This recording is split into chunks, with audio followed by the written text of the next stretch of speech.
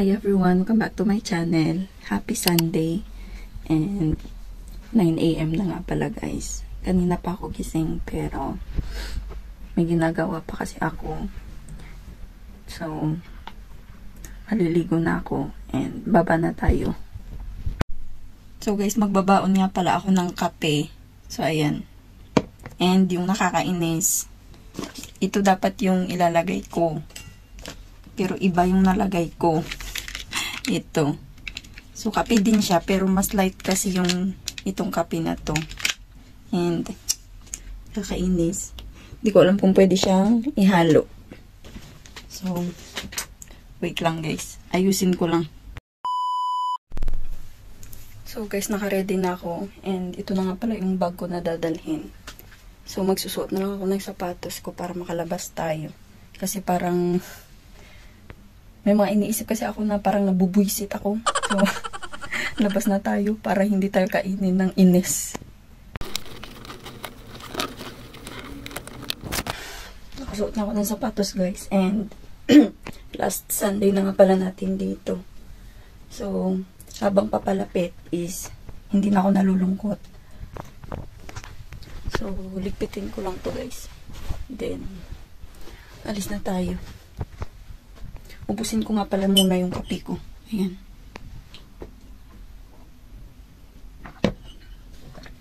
And alam niyo ba, ang kunti lang ng kinain ko kagabi, pero hindi ako nakakaramdam ng gutom.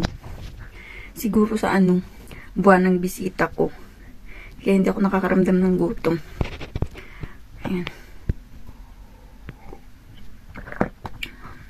So, baba na tayo guys. See you na lang sa labas.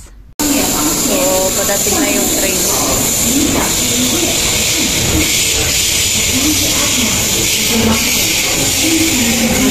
Punta tayo dun sa pwesto kay na tita. Let's go!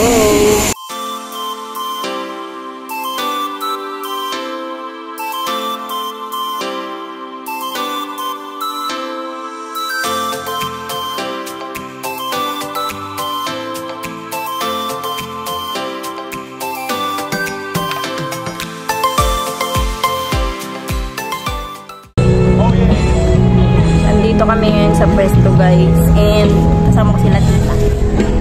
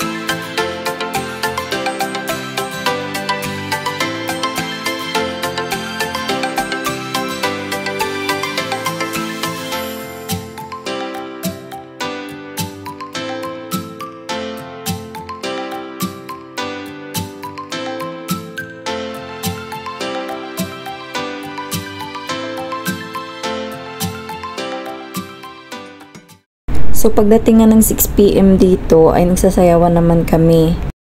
Pero ngayon ay taga-video lang muna ako dahil hindi ko maintindihan ang nararamdaman ko. Pagdating naman ng 7:30, ay sabay-sabay na din kaming uuwi. 7:02 na pala guys. And, nandito pa ako. Ayan. Bibili pa pala akong ulam sa kakanin mamaya pag-uwi. So, see you na lang sa bahay guys.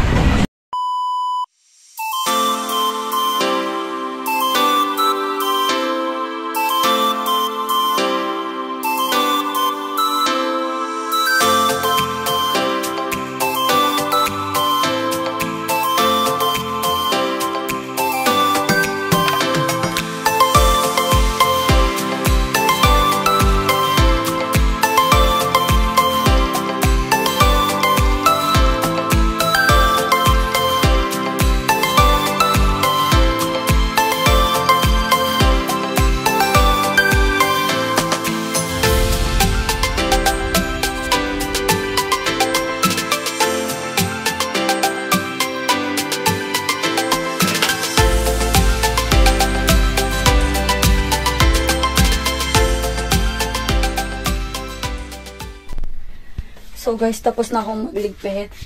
And nakapagtapon na ng basura.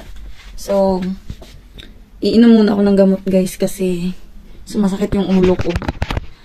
So, iinom muna ako nito.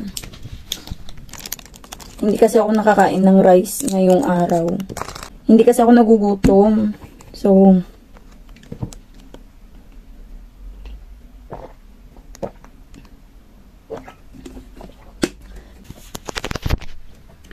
hindi ko alam kung dahil to sa regla ko. So, magbibihis na ako guys and magpapahinga na.